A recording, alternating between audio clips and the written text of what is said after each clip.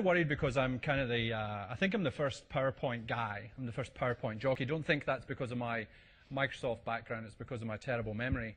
And also the number of people in the room, I've got to tell you, is somewhat intimidating. Don't feel bad. But and now the slide that I added when I was in the car coming from the airport doesn't seem like such a good idea. And if it's not a good idea, just ignore it. Make like I never showed you it.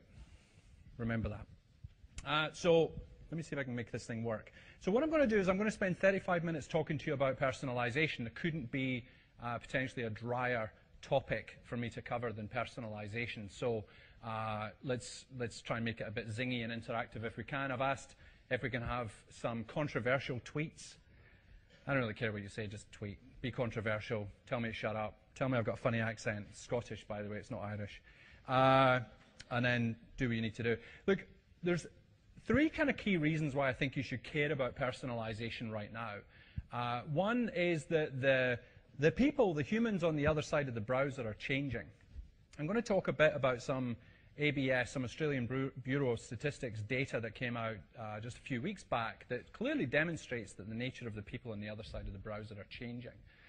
The second reason is that in online today, there are very few barriers to entry, very few real barriers to entry. And as a result, sort of anyone can set up an online business at any time and come compete with you. That's especially challenging when a business like Cudo, anyone in the room heard of Cudo? Group buying company? A few people. So Cudo, we set up with $70,000. $70,000 in 7 weeks. We were up and running, 4 staff on the day of launch. Lost around $300,000 before we turned a profit. And in 2011 was one of Australia's fastest growing companies, valued at $80 million in its 11th month of launch. So it was a rapid rise from 70 grand.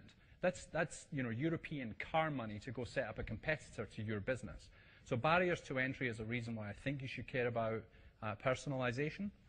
And then the last reason is switching cost. It's very easy. We're in a very democratic society and online. It's like this Uber democracy where the switching cost for consumers is so low they can just jump from provider to provider and there's very little loyalty.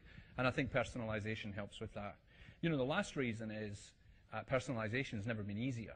We now have the technologies at our disposal and the data assets at your disposal. If we bring these things together, I think we can do something meaningful.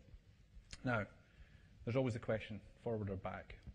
Oh, here's the picture I took. Now, I took this picture on the way through the airport. There's a big thing right now going on Facebook where someone will put a picture up and they'll say, "Can you